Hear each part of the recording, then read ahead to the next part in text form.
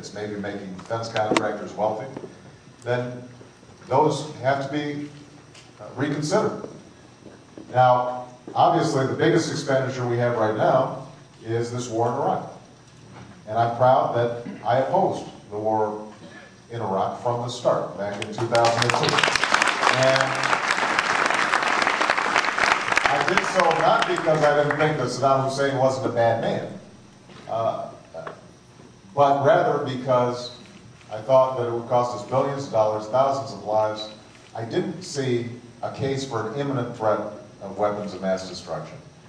And most importantly, I thought it was a huge distraction from the genuine threat we face from terrorists, because they thrive in an atmosphere where there's anti-American sentiment, where there's chaos and there's anarchy.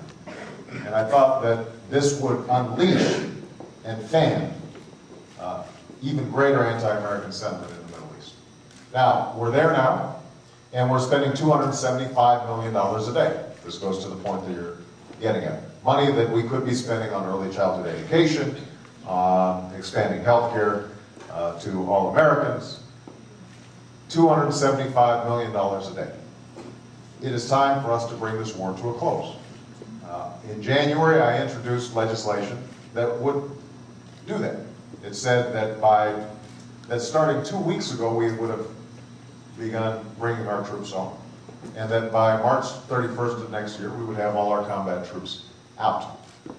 And it would say to the Iraqis, we want to be a partner in stabilizing your country, but it is no longer amenable to a military solution.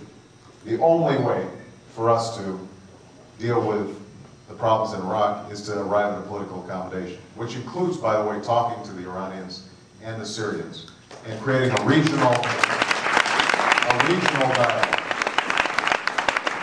that says everybody has a stake in the stability here, and it's not simply an American problem. Now, the Democratic House and Senate adopted a bill similar to mine. We passed it with a majority. The president vetoed it. That now leaves us with two options to end this war before I become president. Option number one is for George Bush to change his mind. That is not going to happen. So that's not really an option, but I just wanted to throw it out there. Option number two, which is actually the only realistic option, is we are currently 16 votes short of a veto-proof majority to bring this vote to a close, or bring this war to a close. 16 votes short of bringing this war to a close. 16 votes in the Senate, a comparable number in the House. And so one of the things that everybody, I think, has to do is to help generate those 16 votes. And you got a couple of senators here in New Hampshire, and I think they need to recognize that our troops have performed valiantly, and it is now time for them to come home. Some of them will have to be redeployed to Afghanistan, where we have real problems, but we still have a chance for stabilizing the situation there. But we can't have permanent bases in Iraq. We can't have the status quo.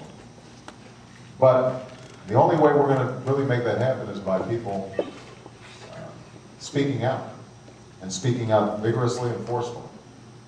And so, in some ways, the power is in the hands of the American people to put enough pressure on the other side to help move things along.